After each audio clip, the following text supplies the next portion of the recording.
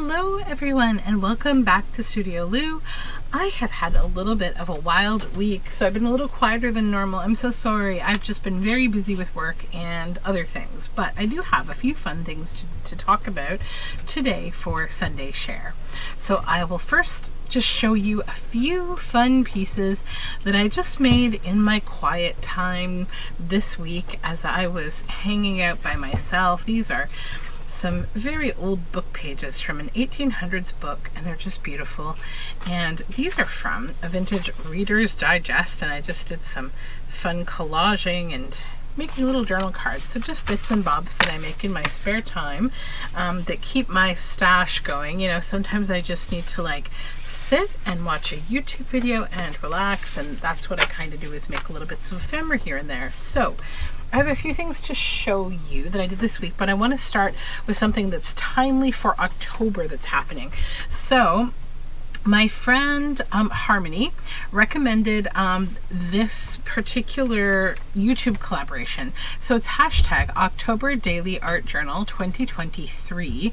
It's hosted by Tony's Witchy Arts and Crafts, and it was recommended by Harmony's Creations. And I will link the, I'll put the hashtag down below, and I will link these two channels so you can check them out, as well as the other channels that are participating in this fun collab.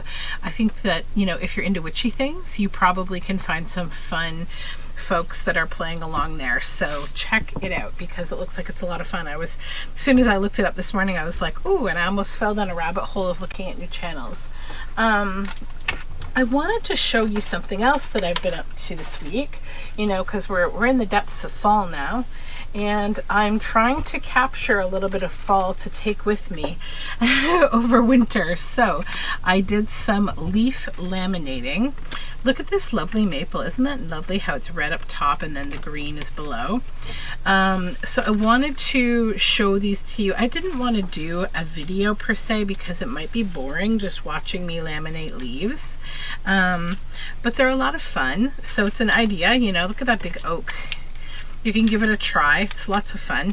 I tend to try to get a few different colors. The colors will change once they hit that heat a little bit over the next couple of days, but they do stay quite beautiful. You just need to make sure that you seal them and that you don't let them touch one another so that there's no air pockets, because then you can get mold and stuff, and you don't want that.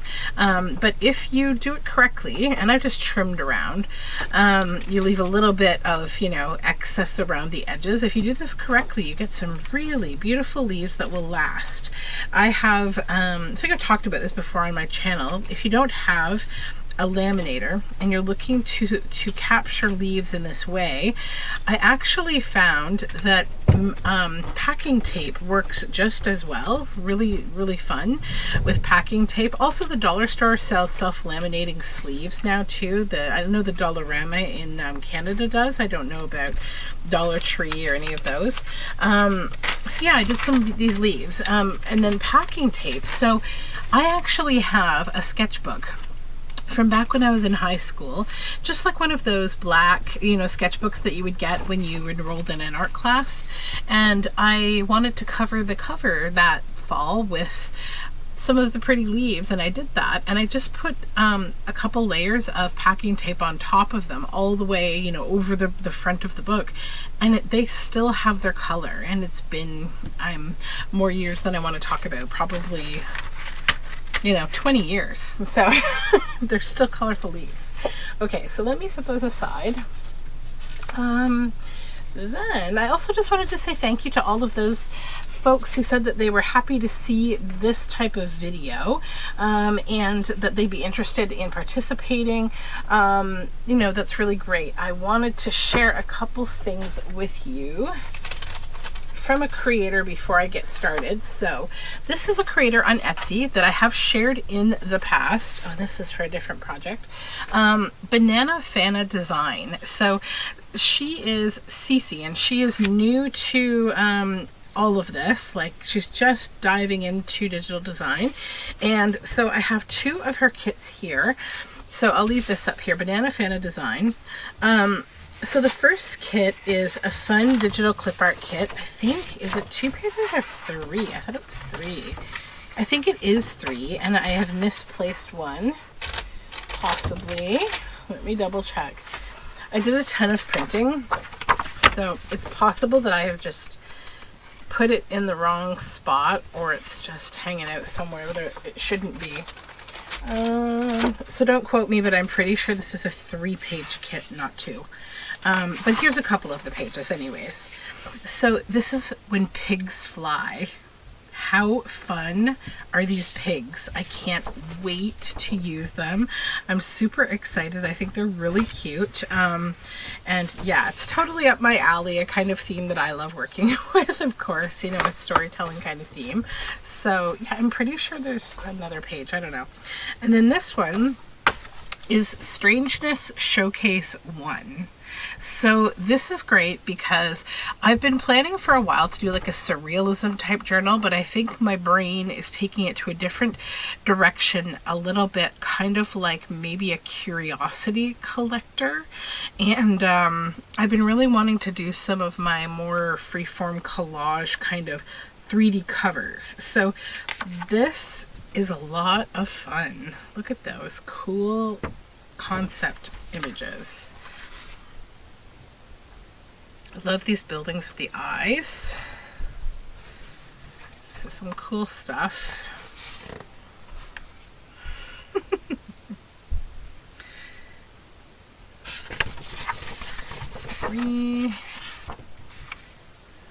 I love the sky. So yeah, some really fun pages there to play with. And I'm going to be kind of expanding upon that idea in a journal that I'll be making. I'm hoping to get it started soon. I have a couple projects that I'm going to be showing you soon. I know it's been a while since I made a journal. I've been very busy lately. However, I do have some other fun shares today with you. So let me just put this here. This might be a little bit unorganized. Today, actually, I went to Howard Ironworks, the Printing Museum and Restoration. It is in Oakville, Ontario, and every year they have a printing fair, and it's the most wonderful thing. So let me show you. First of all, so this is one print that my daughter got to do with, there's a bunch of wonderful volunteers at the Howard County, I'm in the US right now in my brain, Howard Ironworks, the Howard Printing Fair. They have all of these antique presses. I'm going to do a little recap video probably on them separately because I want to promote this fair. So I'll just kind of give you a quickie show off here of what I got, and then I'll probably do a shorter or a different kind of video to show you the details from the fair. So in here are a few things. So I'm going to show you the one that my daughter made first, I think. So there's this. This was one that they had right now that's on the press. And then they had this, which is a certificate awarded to kind of like the art of printing. The kids were able to play with these, which was a lot of fun. They really enjoyed being able to use the print with the printer who was working. He was really, really nice. So yeah, those are a lot of fun. So let me put that over here, and then I'll show you the other thing. So, also here's another little print that I did. The House at Pooh Corner by A.A. Milne. This is a really cute print. So yeah, I did this on an antique printing press. And then there was a gentleman who was actually making these slugs. Now these are lead. Lead and probably iron. I don't know all the details, but both of these have my children's names. I'll just show you a little bit here. So one slug has my son's name, and we got to watch him actually take the, from the molten metal and turn it into this slug that fits into a printing press, much like this. And then it would have, this certificate awarded to would be up here, and then, then their name, and then down here like the signature bar line or what have you. So yeah, I have now these 2 slugs. Now he was very, very good about, you know, talking to me to make sure that like the kids didn't put them in their mouth or anything like that, because they do contain lead. So that's one thing to think about, you know, when you go somewhere like this. There's very responsible staff on site, so I think I will put those in some, you know, in a plastic case or something. Then they have a little vendor market. So let me show you. Most of what I got was from one place that I really love. But I'll talk about a couple other things. Let me just move this. So one other really nice thing is that the bakery there had wonderful baked goods, and all of the bakery stuff supports this place called the Lighthouse, peer support for grieving children, youth, and their families.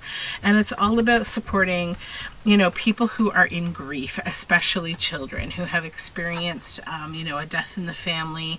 And yeah, it's a really wonderful cause. So I was pretty happy to get some goodies from there. Also, the people working there were wonderful and gave my children popcorn for free because they're just lovely people. Then here is the flyer for the Print Expo and Fair. It's part of our Culture Days celebrations that we do around Ontario, and you know, it shows you a little bit about the fair, the vendors. There's the Canadian Bookbinders Guild, and they were really kind. I talked to them, and then all of the vendors that were there, all sorts of cool stuff. And I'm recognizing a few people here that my daughter got to make the pressing images with. So let's see what I got. So the first biggest purchase I made of the day is from the Paper Trail, and I always buy from them. They do beautiful, beautiful marbled paper. So if you've ever seen like really exquisite marbled paper in my work, probably it was made by them, because they make beautiful stuff. So one thing that I love, it's probably the junk journaler in me, of course, is that they sell their scraps, their cut-offs. Let me get them all out here. I think that's all of them. Okay, so yeah, they sell all their scrap cut-offs, and let me just kind of move through some of these so you can see all their different fun experiments, all this beautiful paper. I did the same thing this year that I did last year when I went, which was, hey, can I buy all your scraps? So they looked at me like, oh, okay, sure. And so, yeah, I bought all the scraps, and it's a really great way to get little scrappy, scrumptious bits of paper that, like, you know, you get a really nice variety. It's like getting the coolest scrap bin ever, like, you know, because junk journalers here, we like our scraps, right? And like, these are just awesome scraps. So all sorts of yummy, good times with these scraps. Look at that one. Really fun colors. And it's because they trim them down to a certain size to sell them. So yeah, super beautiful. And then something super sad happened at the fair. I actually bought 3 large pieces of marbled paper. They were rolled up in a poster tube, and I left them there somewhere. I've been so sad all day because I'm like, no. But it's okay. Like, I was busy trying to wrangle my kids, and also, like, I was holding jackets. My hands were full. You know how it is, right? So, c'est la vie. Maybe somebody found it, and they're going to enjoy it. I don't know. Then, okay, so yeah, this is just some extra stuff I got. Let me show it to you in a sec once I pull out all this stuff here. So, also from the Paper Trail, like I said, my main purchases were from the Paper Trail. They also make their own handmade paper, and it's quite beautiful. They have a whole array of colors. I just picked a few favorites. I really like this limestoney kind of gray, and then this really amazing aqua color. So yes, and I love that green too. And then I got a few more of the marbled. So this is like handmade and marbled, and I love the dark ones. Look at these dark marbles. And then I got a few more pieces of what she calls, I think, sample pages. So they're like smaller marble pages. This one had like a floral effect. I love this one. But yeah, I had 3 really big pieces that I bought, and then they just got put down somewhere. I've had 2 this month, just moments like that where that one's on a map, by the way. Isn't that cool? Where I've bought something and then lost it. I don't know what is going on. I think I'm overwhelmed, maybe. I've got too much going on at once.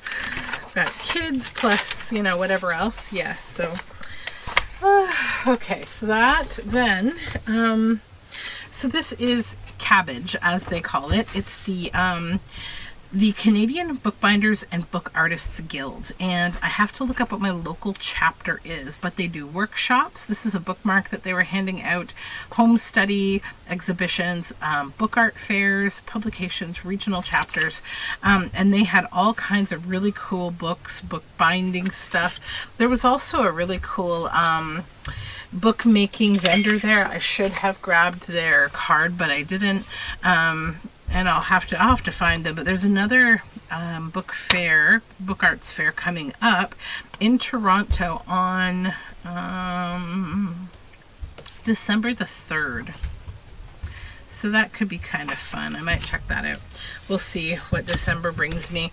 Then Dingbats, Ornaments and Fanciful Initials. That was another really cool vendor that was there. I didn't buy anything today, but they're wonderfully bound books and stuff. Like really interesting, like books that they have made sort of collector's editions of. I think a lot of them are local authors, just really gorgeous books. So then I did buy one little book from the Cabbage table, and this is it here, and I just love it. I think it's so sweet. It's just simple and sweetly bound, and it's just, she's signed it inside. It's got this beautiful paper inside, and it feels cold like marble paper. It's really nice. And the artist is artistgwenda.ca. And she was a lovely person, and she was actually selling these books for pay what you can. So they were between, like she recommended was $5 to $10. I paid $8 for this because that was all the change that I had left after my kids were done at the bakery. So yeah, I thought I'd buy a little something. And then I should have grabbed her card, and I completely forgot. You know what? I probably can look up in my book here. So these snippet rolls of this like Japanese paper, they're the equivalent of one sheet. Who is this? Let me see if I can just find her real quick. New. Not them. Which vendor? The Japanese Paper Place, Toronto, Ontario. That's who that is. And then I should find out who the other people were that I was saying they had a lot of. Oh,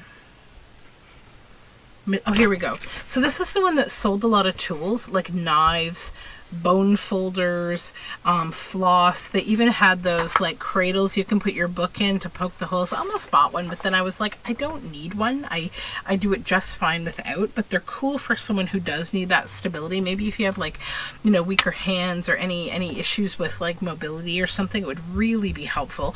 Also, if you're very detail oriented, you want to make sure you're 100% straight, you're measured well, and you may struggle with those things without a cradle.